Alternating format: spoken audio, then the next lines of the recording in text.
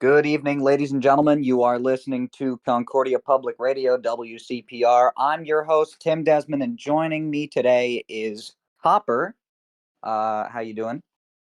I'm good. How are you doing? I have no idea. You and me I both. don't know. Yeah. I guess So yeah, it's why don't better you than knowing. why don't you introduce yourself? Well, I'm Copper. So I know a lot of people, particularly in Rathnear, might know me. I know in Amarnu, the continent I've pretty much spent my entire time in Stoneworks in. I'm a Mhm. relatively, I don't know if popular is the right word, but just well-known figure over there. But I've been on Yeah. Stoneworks. Yeah, my brain is, going on 2 years now, which, Hmm. as far as Stoneworks is concerned, is ancient. But yeah, Yeah. wanted to come on, and we just recently had a good buddy Neo on, and I figured I'd come on and share some more stories, some interesting political stories, pretty much whatever might interest you and the audience.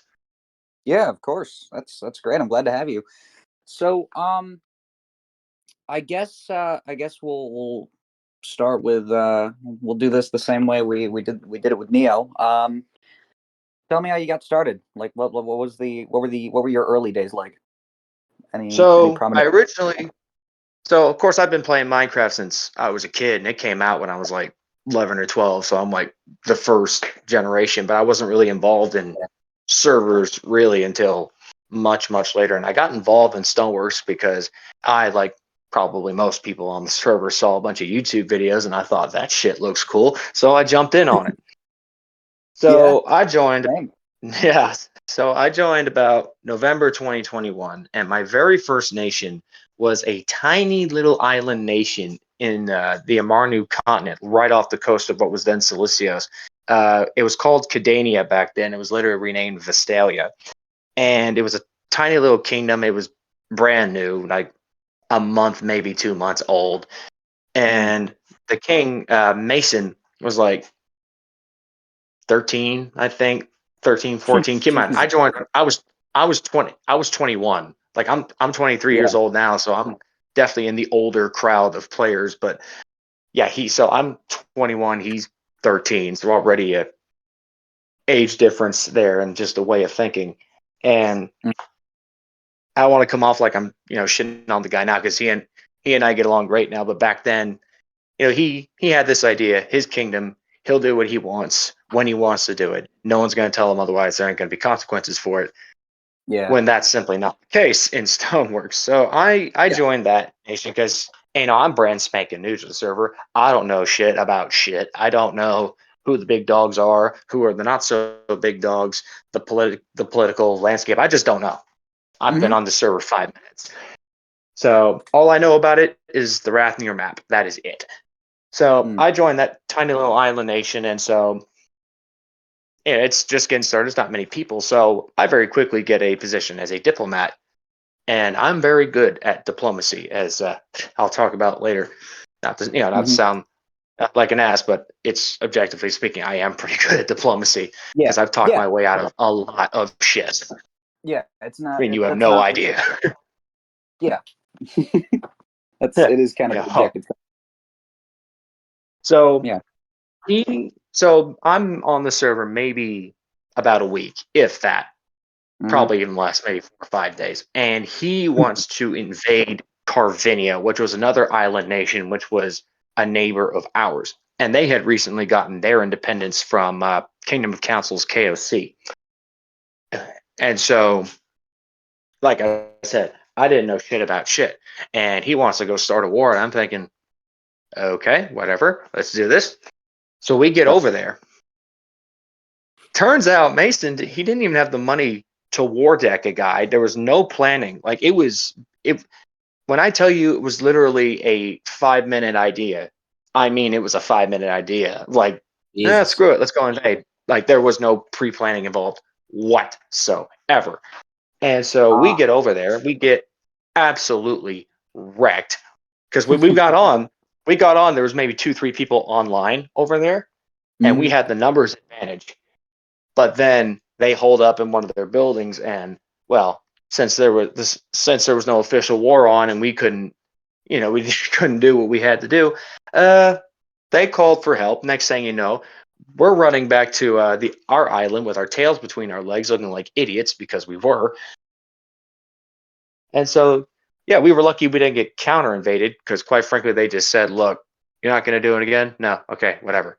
So that was the last time we tried any military adventures, period, into Carvinia or anywhere Mhm. else. But we pretty much had a not so good relationship with Carvinia for a while. Well, Mason, like I said, he was, to put it politely, was not the best king. And we had tried advising him on multiple matters multiple times. He didn't want to hear it. And so, as usually what happens in Stoneworks, coup time. And so Ah, we did overthrow him and exiled him.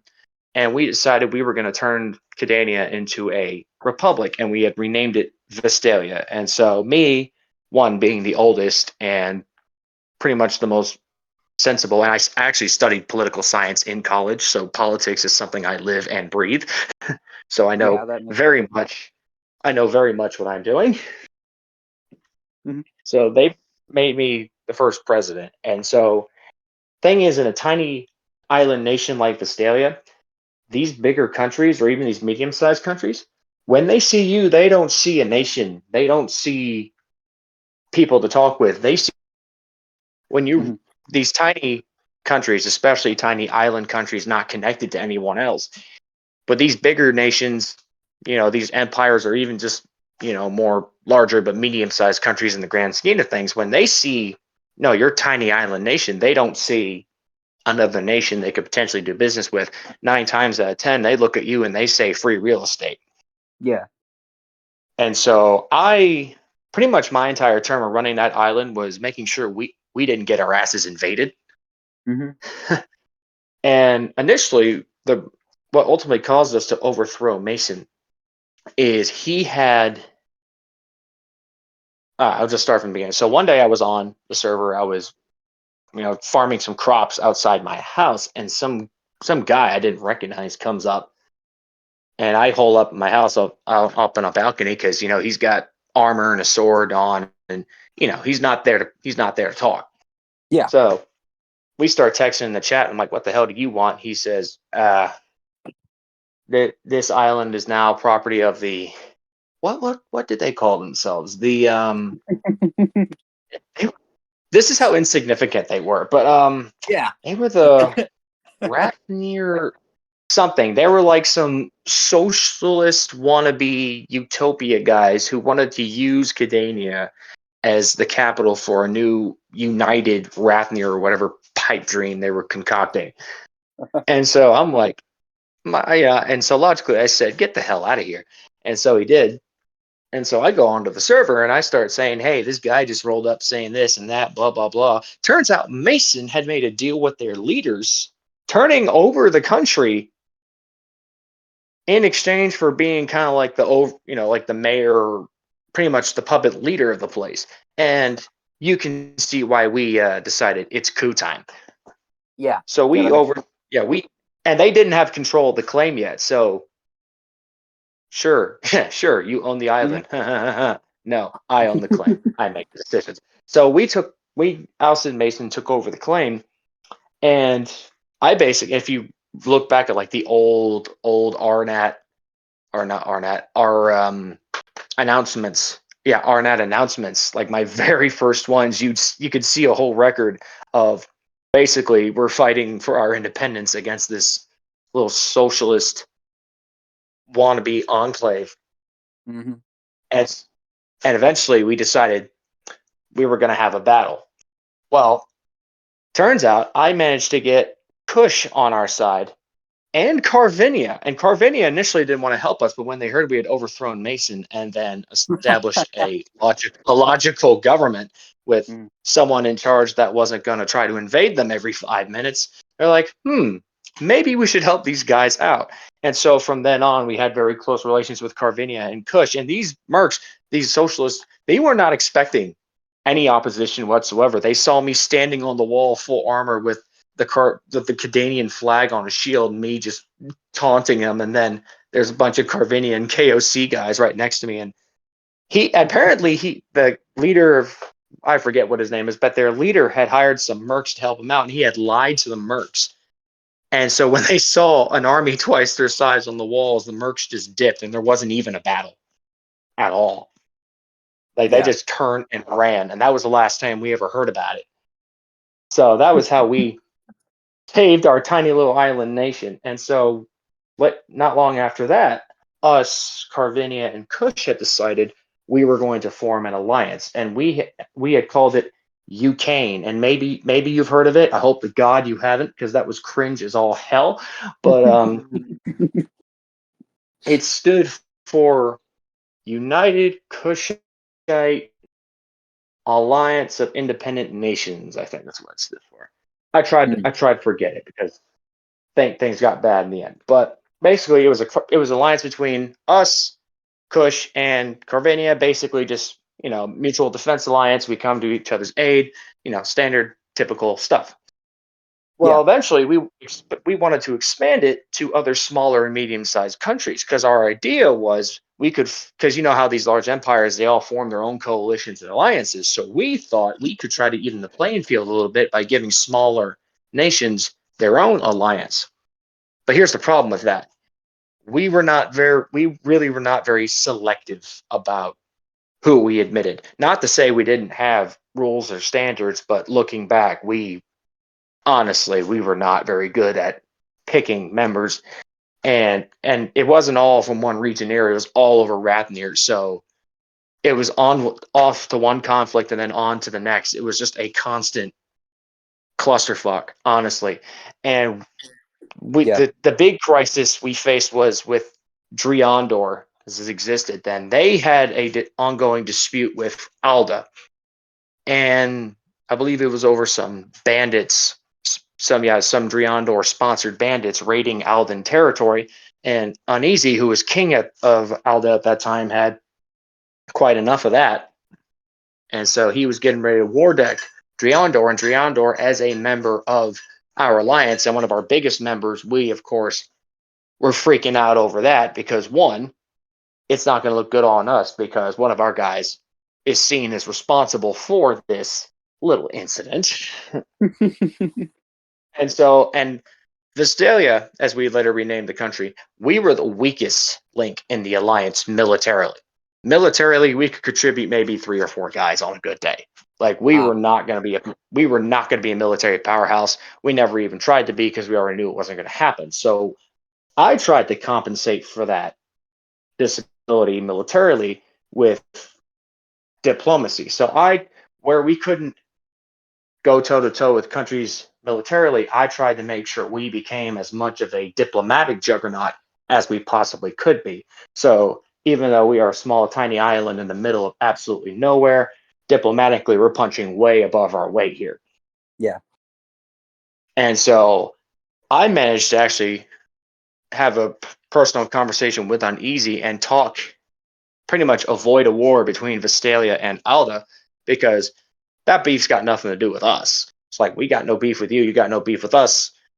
Let's not start an unnecessary conflict here. And he agreed.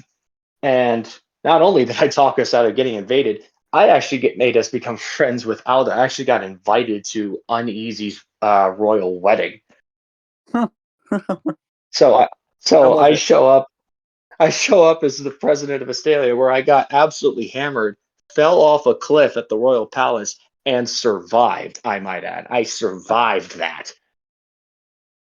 How I did that, I will never know. I thank the booze. That's the only way I can think that happened. But that was honest to God some funny shit, man. Honestly, it was. Every time I recognize people that were at the wedding, I say, "Yeah, remember me? Who are you? I was the guy that fell off the cliff." Oh yeah, like yeah, they know. So yeah, I've got some funny stories in there too. But that was pretty much what I did. And having been on both sides of the fence, running a large empire and a tiny nation, I can honestly tell you from my personal experience, running a small nation is a hell of a lot more stressful than a large one. And Reason I believe that is one, smaller nations, you have a lot less people, a lot less resources. People see you as easy prey, so a lot more people are going to be gunning for you. It's just you have to be a lot more involved. You have no other choice because if you don't, you're going to get steamrolled. That's just Yeah, the reality of it. Versus an empire, you've got a lot more people. You can be a lot more hands off. You have a lot more respect and prestige. So not as many people are gunning for you. It's just it's yeah. pretty much a might is right kind of thing. You can leave other people to do the bureaucratic shit for you while you're like the political figurehead. It's yeah. Yeah, exactly. Versus Mhm. small island countries, you're the political figurehead and you're the clerk, you're the tax collector, you're everything. Mhm. Yeah, it's a lot of it's it's the same amount of it's less power with an infinitely higher amount of responsibility. Oh yeah, absolutely, absolutely. And so ultimately, I just got burned out after Hmm. a few months, and so we had restructured our government to be like a council of sorts, like where different. There was no central figurehead, but there was people who handled different sects of the government. But I was only there for that briefly because I ended up just resigning, and I had some disagreements with the other leaders because they wanted to go in a more progressive direction just with ideas to the nation. I'm very much a stubborn guy. I'm very, I don't go around starting wars, but I am very, conservative in my thinking when it comes to diplomacy and military. We have to be ready and aware. And so just my Yeah, ideas were basically no longer needed. They were right for the times when we had to repel an invader and establish ourselves as a legitimate, respectable country. But since we had done that, basically I was seen in Vistalia as a good wartime leader, but when it came time to for peace and development in that environment, I just was not the best suited, and I recognized that. And honestly, at that point, I was just really at the end of my rope. So I resigned and I moved on to Silicios, which was like yep, right on the coast. It was like not even. It's like a 5 minute boat ride. So I reach out to Peter, who was the Shah of Silicios at the time. And I said, "Hey, man," and he and I had interacted a few times before as neighboring countries. So I reached out and said, "Hey, man, I'm wanting to move to Silicios. You cool with it?" And he said, "Absolutely." And he set me up with a place in Luxios, the capital of Silicios. So I still live there today in Rathmere. oh So he set me up. Yeah, and he set me up. And so not long after that, they had elections for the Minister of Justice post. And so I ran, and I was really the only one that ran. So I got the job. And so I yeah, was basically put in charge of the law enforcement in Silicios. Not that there was, yeah, so yeah, it wasn't much to do, not much crime or anything like that. But it's a nice thing to put on your Stoneworks resume, I guess. yeah, of course. So I'm there a month, maybe 2 months, not that long. And then Peter announces that we are merging with Ardat to form the Lusari Imperium. And basically, we were creating this big Luxite superstate. And so they did that. And they were holding elections for the first prime minister. And the way the Lusari political system works is you have the triumvirate, and they are three collective heads of state. And they ultimately have a lot of political power, but they'll share it with the prime minister and his cabinet. But in terms of diplomacy and military affairs, primarily, they get the final say. And Okay. so the original triumvirate was Peter, Neo, and Beast. Hmm. And now Peter has since retired, and Lando has taken his place, and he's a really good dude. But yeah, that was the original triumvirate. And so they were holding elections for the first prime minister. And the prime minister is basically the figurehead of the nation, head of government, handles the day to day stuff, typical prime minister stuff. So wait, I So just I want just, by yeah, Neo you mean Neo Aurelian, right? yes, Neo Aurelian. Huh. I didn't know he was that involved in Rathner politics. Yeah, he is he's actually a big part of Lasaria, he keeps a lot of things going. He's definitely helped with revamping Ardat, so he plays no small part in our nation, and he has a lot of respect in the Marinus. So Yeah, we definitely owe a lot to him. He's a big part. yeah, So I decided to run to be the first prime minister, and the guy that was running against me, he dropped out for some reason, so I get the job, yeah. and Win we're by still default. organizing. Yeah, so we're still organizing the whole political system. So we're still working out all the kinks. So I become prime minister. I basically get to build the government up from scratch. And Yeah. so I pretty much over the next couple of weeks, I develop a whole system of government, a whole cabinet system. I had a minister of war, minister of foreign affairs, treasury, culture, and infrastructure. So, just bare basic cabinet departments that would help me govern. And Hmm. so I helped play a big part in building up and creating a government infrastructure in Lasaria, which I am very proud to say is still functioning pretty well today. It's a function that has really saved our asses quite a few times. But just I had a brain fart there. So I spent exactly how long I don't know, but several months, like the better part of a year, as prime minister, and being in that kind of a position in a large nation like the Lasari Imperium, which is seen as the leading nation on the continent, it was it could be stressful. I'll tell you that much, especially when you're intertwined in all sorts of politics and alliances. It's every week it's some new bullshit. Yeah. Every week, and I'll just be sitting at the conference table. I'm like, so let me get this straight. You're pissed at him because he made a joke. Are you fucking serious? So I'm a lot of times I'm like the adult in the room. I'm just like, are we seriously going to start a war over this bullshit? Yeah. I thought I'd say, yeah, we got better things to do. And Uni from Bardonia, of course, everyone knows him. He and I were actually talking one day. He says, yeah, you've actually got a pretty good reputation here because you don't actually go around starting bullshit. Yeah. You don't want to be known And as a bullshit starter. no, that was my very strict policy. I we did not start wars. Not to say I'm a pacifist, because I am not. If you fuck No. with me, I'm going to escalate that shit. Make no Yeah. mistake. But that being said, I'm not going to go out of my way to start bullshit where bullshit doesn't need to be started. Hmm. And so that gave me a lot of respect from our neighbors, because they knew as long as I was at the helm of government, there wasn't going to be any unnecessary bullshit coming from us. At least nothing that I had sanctioned anyway.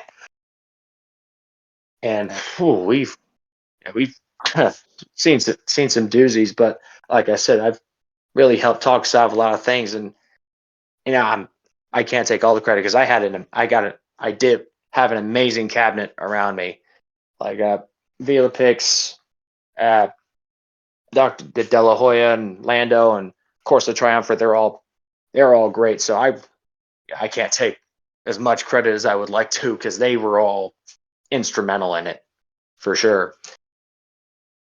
But I ultimately ended up retiring from the prime minister's position, and well, basically, my thoughts are over the place.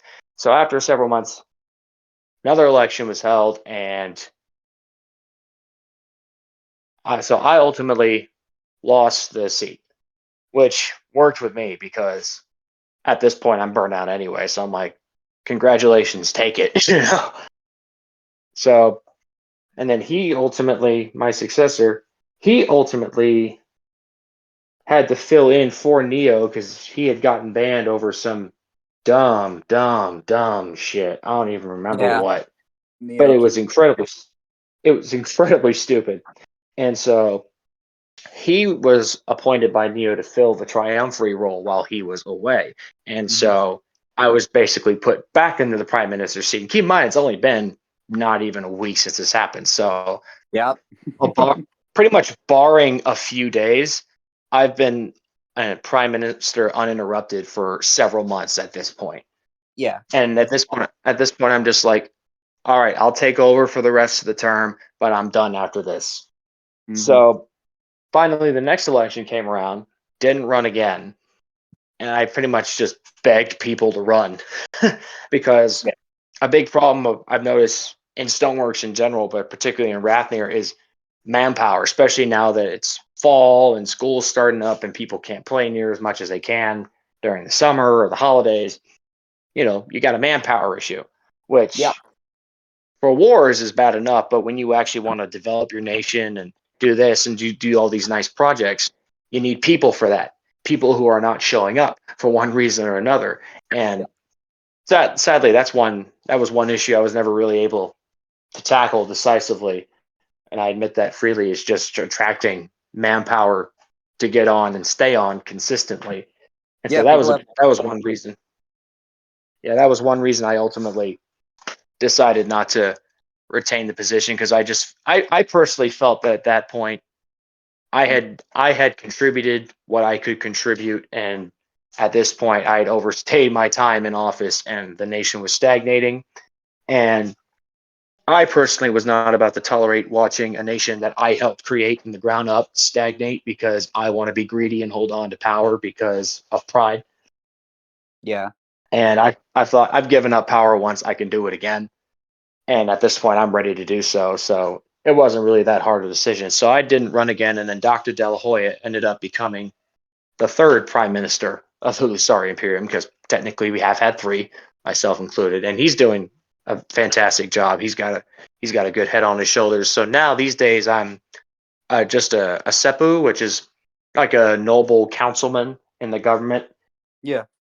And like, I'm not officially retired. I still help out and advise, but I've taken a lot more of a back seat. And plus, I'm busy. I got a lot of real life stuff going on, so I We can't all. devote all my time. Yeah, Yeah.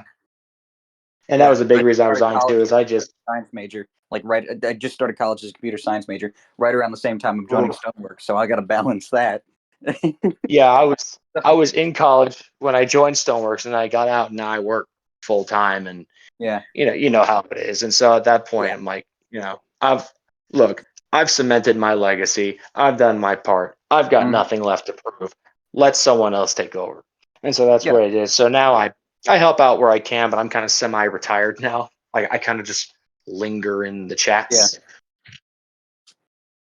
Yeah. And you do interviews about what you've done. Yeah, and I love doing the interviews because I love telling people, especially the newer players, just about the history that I have personally witnessed in Stoneworks that they may see in YouTube videos. I'm like, oh yeah, I remember that, or yeah, oh yeah, I was part of that in some way, shape, or other. And I'm not really one that gets involved in actual fighting, because I'll be the first to admit I am absolute shit at PvP. I don't know Oh, why. same. I've always sucked at it. But what I Mhm. am good at is playing politics. I'm damn good at that, and so Yeah. that's what I've always done to very great effect. And so I see I'm, these I'm, conflicts on YouTube. I'm like, oh yeah, I remember that. I was one of the guys negotiating to avoid this clusterfuck. yeah, I'm the same way. I'm probably like a C minus tier in PvP. I suck ass. I'm part of the fucking Stone Sword Brigade, which is great. I love the Stone Sword Brigade. They're it's fun. But what we do is we charge at the enemy wearing no armor, and we have like enchanted stone swords with sharpness 1, and we just beat them with the Pretty much, swords. pretty Just much just human wave mass attack. Yeah, we're mosquitoes. We just annoy the shit out of them and distract them and prevent them from teleporting away and regrouping and all that. And it works, or it would work if they had an actual army, but they don't. So Yeah, it's like if you coupled that with an actual feasible battle tactic and proper equipment, that could actually be a very effective method of yeah, combat. if we were going against an actual army, it'd be great. But we're not. We go against like 20 people. So oh well. But no, it's fun. We have a lot of fun in the Stone Brigade. Um, That sounds like it. um, But yeah, if you ever want to join in the war against the AWE, Stone Brigade's always open. We're always open. Uh, I've got a massive lack of PvP skills, so I guess I'll fit right in. yeah. But Oh man. one thing I've noticed in Stoneworks particularly in Rathnir, is when I first joined, I was at the pretty much kind of like the middle to tail end of the age of massive empires. Like the map of Stoneworks looks fundamentally different now than when I first joined. Because when I joined, Bardonia was Bardonia was still a massive empire. Now they're like we got a running joke in Lasaria of how many sequels is Bardonia gonna put out. Not to shit on Bardonia because I love Bardonia. I got Bardonian friends. Uni is good. I'm not shitting on them anyway, but you got to look at it and you got to make a little giggle out of it. Like how many sequels is it going to be today? But Yeah. I remember that, and then Alderash was still a thing. They were still a very powerful thing. Astalia in like the center of the map, they were very much a thing. And funny story about that. I actually forgot to mention that. So way back to when we were repelling these socialists from Cadania, they turned and ran, and so we were chasing them, and we were the defending force too. So your story kind of reminded me of mine. Now we chased them all the way back to their base. Little did we know that their base was in Astalia, and we didn't know we were there. So apparently some Astalian scouts saw us, and we were in full armor and everything. We were clearly at war with somebody that day. And so I get a DM from what was his name? Augustus, I believe his name was. He was the emperor of Astalia at the time, basically asking what the fuck. And so I'm like, what are you talking about? You see, you're in our territory. I'm like, what? So then I explained the situation. We're not attacking you. We're attacking this guy who attacked us, and his base just so happens to be in your territory. And he said, we'll handle it. Get the hell out. And this is a massive empire against us. Right. And let's just say discretion was the better part of valor that day. So I said, yeah, no problem. And we got the hell out of there. And the funny thing is, I also ended up becoming I didn't know him that well, but I had a friendly relationship with Augustus later on too. So I mean, I have a habit of making friends out of people I accidentally piss off. Yeah. Hey, it But happens. yeah, it happens. And I say, hey man, no disrespect to you. This isn't about you. These guys start to take over our nation. They're running like a bunch of bitches. We're chasing after them. Mhm. So I said, misunderstanding. We won't do that shit again. Mhm. And we didn't. We didn't. We kept our word, which made him That's happy too. the Because way you to don't handle see it. Yeah, because a lot of people, you don't see a lot of people doing that. They'll say one thing and do another, and you're just me, like, all right, it. misunderstanding, won't do it again, didn't do it again, all was Yeah. chill. But I was just, yeah, it just made me think of that story. I just thought Yeah. that was hilarious as all hell. It's very funny. But I love when the back, defenders go on the attack. It's very rare, but it's really funny when it happens. oh yeah, the mercs logged off once they saw they had been scammed. So the mercs logged off. That like him and like the leader and one other guy he brought with him, they turned and ran, and we're like, oh hell no, you don't. And so we go after him, and that was fun. I'll tell you that much. Yeah. And then they logged off like a bunch of bitches. Of course they did. Of course they did. Eh, we win, so who cares, right? Yeah. But anyway, back to what I was saying. I joined a time of massive empires when that was the norm. Like Alderash, Bardonia, Astalia, the Laurent, pre-Horde. Yep. So that was the norm. That was the political landscape when I first joined. And then what has happened over time, and even though it's always been a factor, empires making alliances with each other, it wasn't as prevalent as it is today from what I've seen. Yep. Especially because what I noticed is Rathnir has gone through political phases. So it went, the foundation phase when the server first started and everyone's creating their empires from the ground up. And Mhm. hang on one second.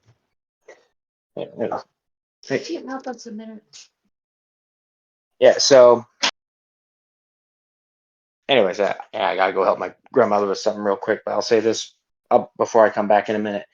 I Yep. had noticed Rathnir's gone through political phases. So it's gone through, the initial construction phase, and then it was in the massive empire phase. And then what ultimately happened is those empires fell apart, and then these new nations that come out of it, they start forming their own massive alliances. And so when something happens, it goes from one, two, three, four nations at war to everybody's getting involved. Mm-hmm. World War And One. so, and that's what, exactly. And so that's the phase I've noticed we're in today is these empires are collapsing, and the very few that remain are either going to collapse or just not what they once were. Mm-hmm. And so basically everyone's relying on these massive alliances for protection, and it always draws all these countries into these wars that otherwise they'd have absolutely nothing to do with. Yeah. Yeah. I mean, if you look at the I'll be map, right yeah. back. Yeah. I'll be right back. I gotta go help my grandmother. So it'll be Yep. like 2 minutes. So I was talking about just the political stage of Rathnir. So Oh, right. like I was Yeah. yeah, so like I was saying before I got rushed, is so when I joined, Rathnir was in the stage of empires. And what I've seen over the last several months is we've gone on from the age of empires to the age of alliances between the successor states of these empires. And every time a new empire is attempted to be formed, it either collapses within a week or it gets coalition so hard it's clapped out of existence in a week. Because it's pretty much the trend that massive empires of old are generally not accepted in the political order anymore. They're seen as too destabilizing, I guess. Yeah. Yep. And so these massive coalitions take their place, and they're empires in all but name in a lot of the cases, like the Laurentish Horde. It's basically just one massive Laurent empire under the umbrella of an alliance. Like Yeah. not to shit on them, but that not to shit on them, but that is basically the structure, as is with a lot of other alliances all over both Eldam and Rapnir. But it definitely complicates a lot of political matters because what course of action you take with one nation could potentially get you in a world of shit with half the server, which is something you obviously don't want. And it's made the political situation, I don't want to say volatile, but definitely a lot more complex and nuanced than it used to be. Mm-hmm. Or maybe it's always been that way and I'm just now noticing, but I don't know, But it's just seemed like it's gotten a lot more complicated. yeah, I think there was this a pretty big one that I'm just completely blanking on. I am can't can't think of the name of this one coalition. The United Nations of Eldom, the UNE, United something. The AWE was part of it, and now that whole coalition looks like it's about to collapse too. But it was made up of like mostly big empires. I think I was kind of part of it, but they left for Yeah, frankly reasons. the thing about these empires and these coalitions, start with the empires. The thing with the empires is when you have large mega states, Mm-hmm. you have, as is with real life, you have a lot of different groups of people with different cultural values, different religions, different political ideas, just all kinds of different goals and ideas all meshed into this one state. Well, if they all hate each other's guts or can't agree on some issue or another, if not properly handled, it's inevitably going to cause catastrophic collapse, as has been seen time and time again in Stoneworks. Mm-hmm. And so when the Age of Empires finally comes to an end and these different groups start forming their own nation states, they start all forming coalitions. Well, the problem is with these coalitions is just because these empires may be gone doesn't mean that the issues of the day are resolved and dead and gone, because now they just carry over into disputes within these coalitions and these mega coalitions. And this was the problem with Ukraine too, especially since we accepted small nations from all over Rapnir, not just from within our geographic part on the map, is you get all these different nations in. They've got different ideas, they have different agendas, they have different things they seek from it. no two nations' goals are exactly aligned. They may be close in a lot of cases, but they're not exactly aligned. And then you Yep. get cases where you're nowhere near the same page. And when coalitions are formed like that, it's inevitably going to collapse because people are going to be pulling in different directions. And so I've seen that the most successful coalitions, regardless of how powerful who the membership is, are always the coalitions that have either been based on geography, because the nations geographically tend to have similar interests. Yeah. Not to say that's always the case, but the general trend leans that way. And pretty much just coalitions that have been on the same page since day one. They have the similar goals, the similar mindsets, versus you're pretty much just trying to get as many nations into your coalition as possible to, get prestige and clout and, Yeah. look bigger than you are, when in reality you're all ready to tear each other apart. Yeah, I And so highly it's doubt we're ever going to have a politically stable Stoneworks. I don't think that's ever going no, to happen. no. I honestly think the most stable time Stoneworks has ever seen was during the Age of Empires, Mhm.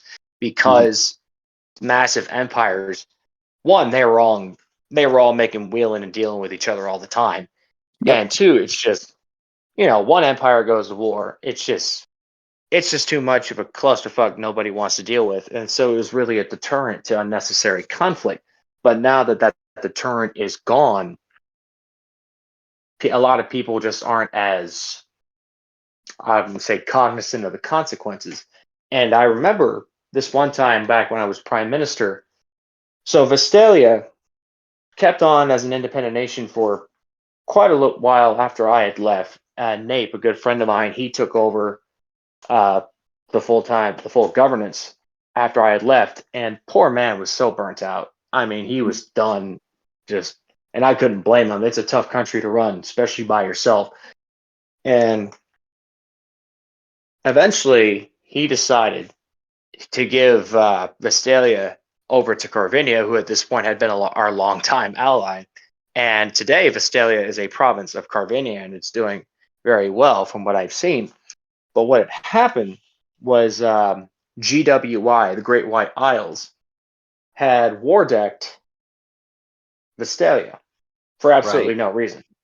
Yep. And here's the thing: GWI had been a part of UK, so they had been allies previously. And Shark has a reputation already. So I DM'd Yeah. him and I said, "What the fuck, dude? What the fuck, dude?" Because one, that's my original nation, so I've got a personal Yeah. attachment to it. Yeah. Yeah. And It's two, and two, Visalia is a Luxite nation, and the Lasari Imperium, as the leading Luxite nation, has an obligation to pretty much back up other Luxite states, especially when a non-Luxite state war decks them for absolutely no reason. So I DM Shark and I said, "What the hell, bro?" And you know, being a complete smartass about it, I said, "Let me make this very clear. If a single GWI soldier lands on Vestalian soil, I will burn your entire country to the ground. Do you understand me?" And so he pussed out because, like I said, I don't go starting fights, but when I make a threat, it is not a bluff. It is a threat. yep. It is a genuine threat. I was ready to march over there and burn that place to the ground, no prisoners.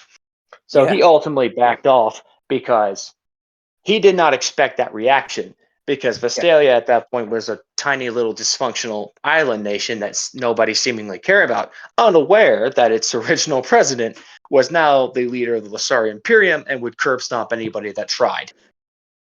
So having one of the most well respected empires on the server breathing down his neck the second he ventured into our territory, oh no. No, no, no, no, no, no, no. That's not happening. Not Mhm. happening at all. And Yeah. especially a lot of other Amarnu nations joined us in it, because the way we saw it, we did not want a non Amarnu nation coming into Amarnu. Yeah. So coming into our continent, they weren't going to put up with that shit anyway, Luxite or not. Yeah. So he never tried that with me again because he knew I was dead serious. Yeah. And then several months later, he tried again with Carvinia. And Carvinia is an Amarnu nation. Technically, they're a bit on the outskirts, but they are an Amarnu nation. And I'm good friends with Blur, pretty much the founder and the original leader of it, who recently, just like very recently, within the last few days, actually retired for good, or at least so he says. He's retired like twice now, but yeah, great dude. But yeah, GWI and keep Carvinia was also in UK. So GWI had also been an ally of Carvinia. So he's war decking a bunch of old allies, and he Yeah. claims to have forgotten. I claim that he's full of shit, but I've got no way to prove it one way or the other. Not that I care, but and Carvinia is very well liked. Blur is very well liked. The Carvinians are very well liked, and they're allies of a lot of us, including the Lissari Imperium. So when GWI war decks them for absolutely no reason, once again, I'm DMing Shark. I'm saying clearly you did not learn your lesson the first time. Oh man.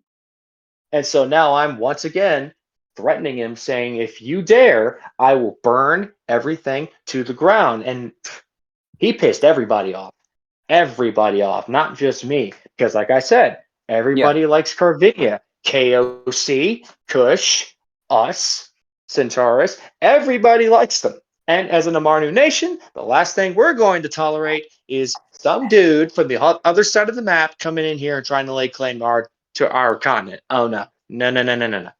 So we breathed down his neck again, and he was talking mad shit, but ultimately Laurent, because GWI was part of the Horde, they basically pulled him to the side and said, dude, what the hell are you doing? Yeah. Because Laurent knows they do not want to start a war with an entire continent on the server. And Yeah. so they basically forced Shark to back down. So that's ultimately what happened there is there was no fighting, much to our disappointment. I'm sure you would have loved to wipe the Great White Isles off the map. Yeah, like you know how you hate AWE? That's Yeah. how I feel about GWI. I don't Like just after hate the AWE. I hate the AWE. yeah, exactly. Yeah, so you know the feeling. And so after that Yeah. first incident with Vistalia, I rolled out a new policy and I publicly announced it. Under no circumstances will the Lissari Imperium enter into any kind of agreement with GWI. No trade agreements, no non-aggression pacts, no military agreements, nothing. We will not engage with them in any diplomacy. Relations are cut off. And I maintained that policy until I left the prime ministership.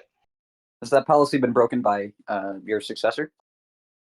To my knowledge, no. None of my successors have broken that policy. Nice. I've I've Nice. always made because after that first incident, I came out and said we're having nothing to do with them. No treaties of any kind. We will not do any kind of business with you at any time. At least not as long as Shark is in power. If you get a Yeah. more sensible leader in there, we will reconsider our position. But I basically said as long as Shark's running the show, forget it. We're never doing business with GWI. Hell yeah. That is yeah. But so on that note, I think that we can conclude this interview here. Hey, it was great having you. Thanks for being here. Thank you for having me on.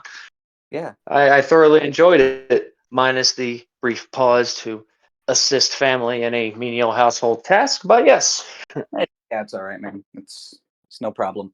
Yeah, if you ever want to do a follow up at some point, just let me know and we'll put some together. Um, yeah. Thank you absolutely. very much. Yeah, and do you have any questions for me about anything?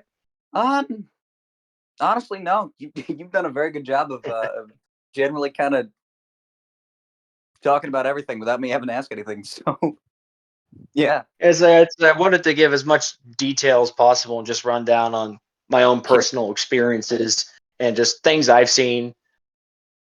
Because I always like it when people talk about like the old guard, they talk about things they've seen and done on yeah, Stoneworks, and so I thought, it would be a great opportunity to do the same. yeah. Well, I'll say that made my job very easy. So, um, Well, yeah. I'm glad I did. Yeah, yeah. Well, it was nice talking to you. Nice hearing all these stories that you had to tell. Yeah. Uh, And for the viewers at home, thank you for listening, and I will have you all back here later at some point, hopefully. Have yourselves a good